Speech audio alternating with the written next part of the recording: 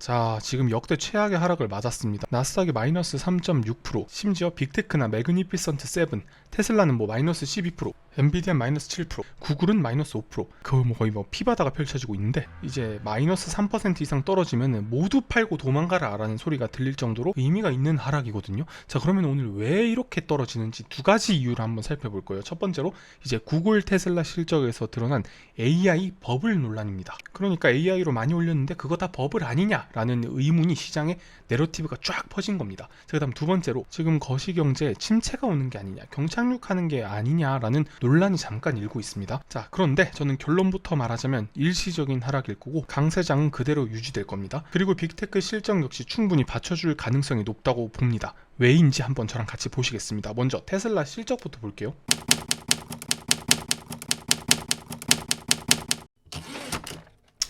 먼저 테슬라 실적을 분석하기 전에 일단 깔 건 까야겠습니다. 자, 연속 4번이나 주당 순이익을 미스했다?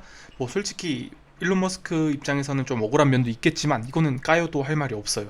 아니, 빅테크 중 어떤 회사도 이렇게 4번이나 놓치는 경우는 본 적이 없었습니다. 이거는 변명의 여지가 없어요. 아니, 마이너스 10% 떨어지는 게 전혀 이상하지 않았습니다. 자, 매출 같은 경우는 25.5 빌리언 달러로 살짝 상회했으나 주당 순이익 같은 경우 0.09 달러를 미스하면서 크게 미스했어요. 자, 하나 확실히 하고 가야 되는 게 이건 정말이지 실망스러운 결과가 맞습니다. 자, 그래도 이렇게 너무 가루가 되도록 깔 수는 있겠지만 멘탈 보호를 위해 희망회로 몇 가지만 돌려보겠습니다. 자, 제가 딱 실적 발표 전날 어떤 영상을 올렸냐면, 자, 최근 글로벌 인력 10%를 감축했고 퇴직금을 줘야 돼서 구조조정 비용이 발생할 거다. 그런데 이게 대략 350밀리언 달러가 나올 것이다 라는 말을 했습니다. 그러면서 이제 크로스 마진, 매출 총이익률보다 오퍼레이팅 마진, 영업 마진이 더 중요할 것이다 라는 말도 같이 했죠. 자, 그런데 아마 월가도 그렇고 저도 그렇고 이 구조조정 비용을 너무 간과했었던 것 같습니다. 보시면은 구조조정 비용이 622밀리언 달러가 나왔어요. 예측했던 것보다 2배 이상 나왔죠. 퇴직금을 생각보다 훨씬 많이 지출을 했더라고요. 자, 어쨌든 이 622만큼 나온 게 테슬라 유동 주식수로 나눠보면 대략 0.14달러가 나오거든요. 그럼 아까 EPS로 돌아가서 0.52가 나온 실제치보다 0.14를 더하게 되면 이게 0.66달러니까 실제로는 예측치보다 더 잘 나왔을 수도 있다는 거예요. 물론 이 월가에서도 구조조정비를 계산을 했는데 이게 과소평가돼 있었던 거죠. 근데 뭐 사실 이걸 감안하고서라도 예측치보다 더 잘 나왔어야 되는 게 맞기는 합니다만, 테슬라를 좀 커버를 치려면 이런 부분이 좀 커버가 되지 않을까. 머스크도 어닝콜에서 이 부분을 언급하기도 했고요. 근데 뭐 어쩔 거야, 더 잘 나왔어야지. 그래도 테슬라 입장에서는 희망적인 내용들이 많았어요. 차량 판매 단가는 계속 낮아지고 있는 추세고 지금이 최저점을 찍었는데, 반면에 차량 마진과 영업 마진은 이제 바닥을 찍고 턴어라운드에서 올라가는 추세에 다시 탔다는 거예요. 그리고 테슬라의 에너지 저장 장치 사업 역시 너무나 잘 되고 있다. 전년 대비 폭풍 성장을 하고 있고 24년 예상 영업이익이 한 2빌리언에서 3빌리언 달러 정도 되는데, 이게 테슬라 작년 영업이익의 거의 많게는 3분의 1까지 그 정도로 차지할 만큼 엄청난 존재감을 드러내고 있다는 거예요.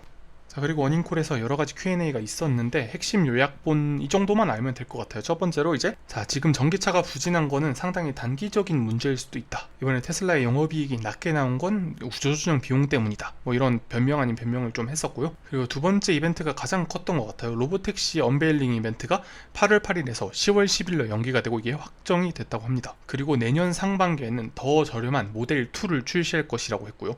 그 다음 세 번째로는 이제 FSD 12.5 버전을 출시를 한다. 실제로 이거 베타 테스터들 후기가 막 올라오고 있는데 도시와 고속도로 스택을 병합을 했다고 합니다. 이거는 좀 영상을 봐야지 확인할 수 있을 것 같아요. 자, 그다음 네 번째로는 기가 텍사스에 이제 GPU 클러스터 확장 거의 다 완료했다.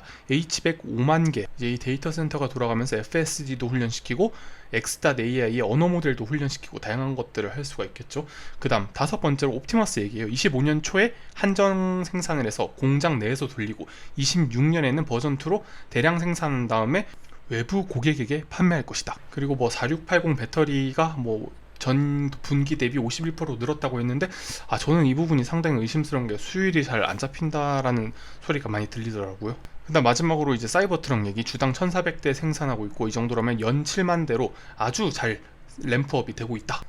자, 이 중에서 뭐 가장 중요한 건 아무래도 로보택시, 그다음 FSD, 옵티머스 봇, 모델 2 출시 이 정도가 될 것 같은데, 그 중에 한 개만 잘 성공시켜도 지금의 주가보다 2배, 3배씩 뛸 수 있는 그럴 만한 가능성이 있는 커다란 호재거든요.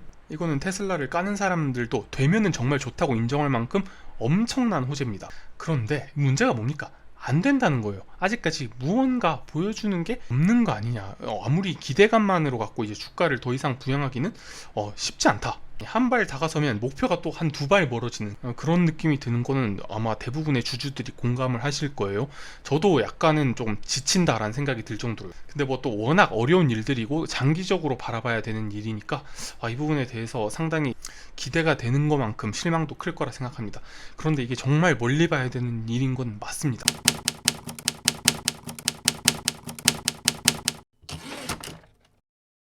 자, 먼저 구글이 어떻게 돈을 버는지 간단하게만 보시겠습니다. 왼쪽에 구글 서치, 구글의 검색 광고를 나타내는 거고요. 그 밑에 유튜브와 애드센스, 그 다음 구글 플레이 서비스 부분이죠. 그리고 가장 밑에 가장 중요한 구글 클라우드입니다. 자, 구글 클라우드가 구글 실적의 핵심이에요. 이게 매출로 봤을 땐 좀 작아 보이는데 영업이익으로 봤을 땐 구글 클라우드 영업이익이 엄청나기 때문에 구글 실적하면은 메뉴에 있는 구글 검색 실적이랑 그 다음 구글 클라우드 실적, 가장 핵심이 되는 게 이 두 분야인데, 검색과 클라우드 모두 다 실적이 훌륭했습니다. 실제로 매출과 EPS 모두 월가의 예상을 뛰어넘었어요. 그리고 구글 실적 발표 후 애널리스트들이 리포트를 엄청나게 많이 냈어요. 제가 이거 들고 온 것만 이 정도인데 실제로 한 20개 정도를 봤거든요. 보시면 아시겠지만 의견이 대부분 다 매수 의견, 그러니까 비중을 확대하라는 의견이 거의 대부분이었어요.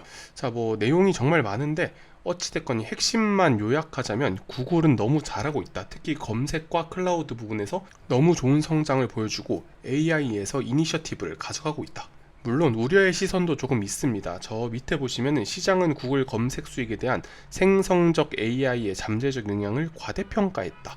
그리고 그 밑에 보면은 장기적인 도전 관제에는 자본 지출 증가와 운영 투자 등이 포함된다. 자, 자본 지출, 여기 GPU, 엔비디아 그래픽카드 너무 많이 샀다는 얘기겠죠. 그런데 지금 보시면 아시다시피 지금 이 걱정하는 시선이 메인이 되지는 않아요. 자, 결국에는 이 구글은 AI로 잘 활용하고 있고 특히 클라우드 부분에 있어서 강력한 강세를 보이고 있다가 이 애널리스트들의 공통적인 의견이었음에도 불구하고 5%나 빠졌습니다. 저는 솔직히 잘 이해가 안 됩니다. 아마 이 리포트 쓴 애널들도 저랑 비슷한 생각일 거예요 지금. 그래서 또 다른 내러티브를 가져왔습니다. 자, 먼저 이 말을 좀 드려야 될 것 같아요. 세콰이어 캐피털이라는 진짜 벤처 캐피털계의 전설 같은 기업이 있습니다. 말 그대로 실리콘밸리를 주름 잡는 쩐주라고 생각하시면 돼요. 자, 여기서 이 데이비드 칸이라는 분이 현재의 AI 버블에 대해서 의문을 제시합니다. 자, 600빌리언 달러의 매출 너희 어디서 뽑아낼 거냐? 자, 이 600빌리언 달러를 계산하는 방법은 엔비디아 매출, 데이터 센터 매출에서 가져왔는데요.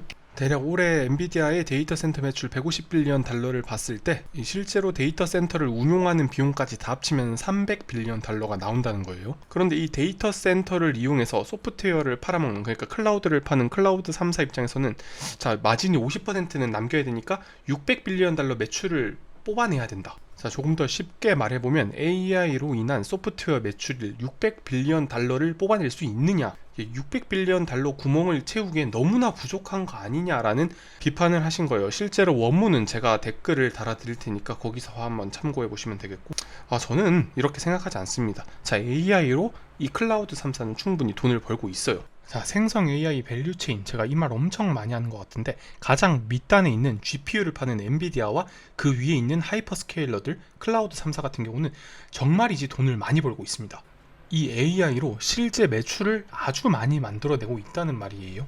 그런데 당장 파운데이션 모델로 넘어가 볼게요. 오픈 AI 물론 매출 몇 조씩 내고 있어요. 그런데 아무래도 이게 적자가 심하다고 합니다. 나머지 기업들도 마찬가지일 거예요. 자, 그리고 우리가 이제 B2C라고 하죠. 가장 끝단에 위치한 이제 소비자들을 대상으로 하는 그런 소프트웨어 기업들은 AI로 돈을 벌 수 있을까? 자, 여기서부터 문제가 시작되는 겁니다. 자, 요게 이제 어플리케이션 B2C 기업들이에요. 여기 보시면은 얘네들이 AI로 과연 돈을 벌고 있을까요? 자, 이제 여기서부터는 철저하게 옥석 가르기예요. AI를 본인들 제품에 찰떡같이 녹여내서 돈을 많이 버는, 매출을 증대시키는 그런 기업도 분명히 있습니다. 저는 보입니다. 뭐 어도비, 피그마 이런 기업들은 정말 잘해주고 있습니다. 그런데 다른 기업들은 AI에 대한 투자와 캐펙스 투자가 정말 많이 이루어짐에도 불구하고 아직까지 유의미한 매출을 만들어내지 못하는 건 사실입니다. 제가 봤을 때 아직 7-80%는 AI로 제대로 효과를 못 보고 적자를 보고 있을 가능성이 상당히 높아요. 결국 상황이 이렇다 보니까 계속 AI에 돈 투자하는 게 맞냐라는 질문이 나오는 거고요. 자, 다시 한번 정리하자면 엔비디아와 하이퍼스케일러들은 많은 돈을 벌고 있습니다. 이건 이번 실적 시즌 때 증명이 될 겁니다. 그리고 한 가지 확실한 건 이 AI가 지금 당장 돈이 안 되더라도 미래에 돈이 될 거라는 사실을 알기 때문에 이 기업들은 결국 이 AI 캐펙스에 돈을 계속해서 쓸 수밖에 없습니다. 그냥 군비 경쟁 같은 거니까요. 자, 그렇다면은 제가 아까 세카이아 캐피털의 AI 버블론에 대해서 잠깐의 반박을 한번 해보겠습니다. 자, AI 캐펙스 자본적 지출에 비해 매출이 안 나온다. 보시면은 하이퍼스케일러, 메타, 마이크로소프트, 아마존 웹서비스, 구글, 캐펙스 보시면은 어마어마해요. 제가 이 표를 몇 번 썼는지 모르겠는데, 자, 하나로 연간 뭐 250조쯤 자본적 지출을 하고 있습니다. AI 인프라스트럭처에다가요. 과연 이게 정당화되고 합리화가 될 수 있을 것인가가 사실 이번 하락의 가장 주된 원인이고 이번 실적 시즌에 가장 주안점을 둬야 될 부분입니다. 자, 다시 한번 말하겠습니다. AI 캐펙스가 과연 합리화될 수 있느냐, 내가 AI에 투자하는 게 향후 매출을 일으킬 수 있느냐가 가장 중요하다는 거예요. 자, 골드만삭스가 최근 엔비디아 CFO와의 인터뷰 중 나온 내용 하나만 소개시켜 드리겠습니다. 이번 엔비디아 어닝콜에서는 엔비디아의 CFO가 자기네들 고객사들, 뭐 마이크로소프트나 메타, 그다음 뭐 여러 가지 고객사들이 있겠죠. 뭐 수백 가지의 고객사가 있는데 그들의 ROI 지표를 제공할 계획이라고 언급했습니다. 물론 다 하는 건 아니겠죠. 자, 여기서 ROI가 뭔지 아셔야 되는데 이 투자 대비 수익이에요. 그러니까 쉽게 말해서 AI 투자에서 얼마나 매출로 연결시켰냐, 혹은 생산성의 증가가 있었냐를 이 엔비디아 측에서 고객사의 데이터를 어느 정도 제공을 해준다고 하는 거예요. 실제로 메타 같은 경우 라마3 토큰을 제공하는 API 제공업체가 1달러를 추가할 때마다 4년 동안 7달러의 수익을 창출할 수 있다고 밝혔습니다. 그러니까 엔비디아 그래픽카드를 사면 살수록 엄청난 이득을 취할 수 있었다는 말이겠죠. 자, 지금 보이시는 거는 이제 아이폰 조립으로 유명한 폭스콘 공장인데 여기 엔비디아 기술력이 들어갔거든요. 예를 들어 물류 창고에서 움직임을 어떻게 하면 최소화시키고 가장 극대화시킬 건지, 이걸 이제 엔비디아 플랫폼을 통해서 하면 훨씬 더 효율적이더라, 그리고 투자한 금액이 얼마면 실제로 퍼포먼스로 얼마를 벌었느냐, 이 내용을 엔비디아 어닝콜에서 발표를 해준다고 합니다. 그러니까 요약하자면 AI는 거품이 아니며 AI를 잘 쓰는 몇몇 기업들은 실제로 많은 돈과 생산성을 벌고 있다. 다시 본론의 논제로 돌아서 실제로 AI로 600빌리언 매출을 낼 수 있는가에 대한 이 빅테크들이나 AI를 잘 활용하는 회사들은 충분히 매출을 이끌어낼 수 있는데 솔직히 저도 600빌리언을 다 내는지는 잘 모르겠습니다. 무늬만 AI고 AI 기술에 투자만 했지 실제로 그냥 돈 타먹는 회사들도 많을 거란 말이에요. 그래서 이 부분에 대한 답은 반은 맞고 반은 틀렸다, 이렇게 명명 지을 수가 있겠습니다. 자, 먼저 이 빌 더들리 전 뉴욕 총재라는 분이 블룸버그에다가 컬럼을 하나 게시를 했습니다. 자, 이 컬럼의 내용이 뭐냐면 다음 주 있을 7월 FOMC에서 당장 금리 인하를 해야 된다. 자, 그 이유가 중요하겠죠? 이미 금리를 인하해서 경기 침체를 막기에는 너무 늦었을 수도 있는데 그래도 7월에 해야 된다.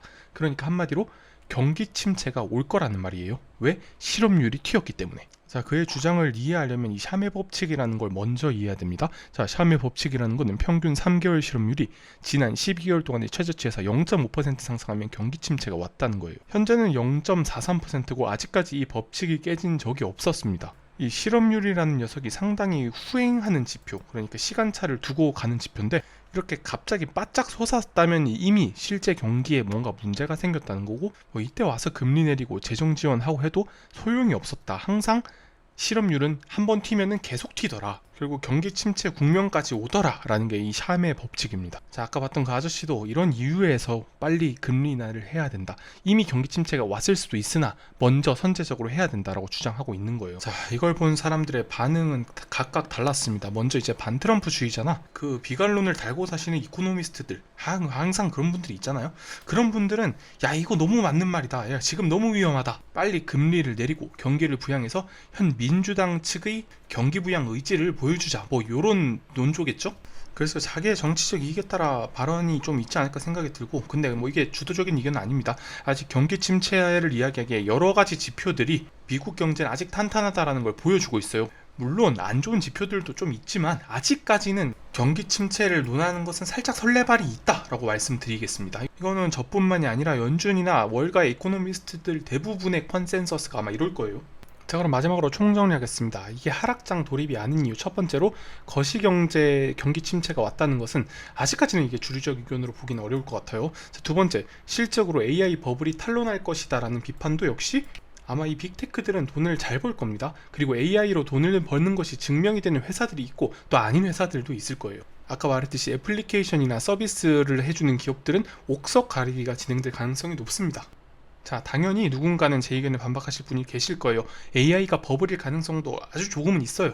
그게 언제 나오느냐? 저는 이제 곧 발표될 애플, 아마존, 메타, 엔비디아 요 실적들에서 AI가 실적에 어떻게 반영되는지 제대로 증명을 해줄 거라 생각합니다. 오죽하면 엔비디아가 실적 발표 때 고객사들의 ROI 지표를 깐다고까지 말하니까 실제 봐야겠죠? 그리고 저는 결정적으로 AI가 생산성과 매출로 연결이 된다고 생각하고 있습니다. 지금 AI파는 냉전시대 군비 경쟁 수준이에요. 눈 깜짝할 사이에 새로운 기술이 막 튀어나오고 있죠. 자, 구글의 CEO 순다르 피차이는 이번 어닝콜에서 이런 말을 했어요. 자, AI 투자에 돈을 너무 많이 쓰는 게 아닌가라는 질문에 과잉 투자하는 게 과소 투자하는 것보다 낫다. 그러니까 과소 투자에서 도태될 바에 조금 투자를 더 하는 게 낫다라는 답변을 했다는 거죠. 결론적으로 아직 거시안경은 우호적이며 AI는 충분히 생산성과 매출을 올리고 있고 이는 곧 빅테크 실적 발표에서 증명이 될 겁니다.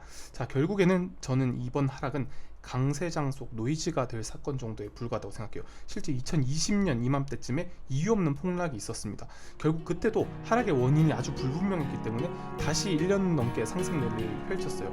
이제 뭐 납득이 되시는 분도 있으실 거고 반대하시는 분도 계실 겁니다. 의견 있으시면 댓글 달아주시면 정말 감사하겠습니다.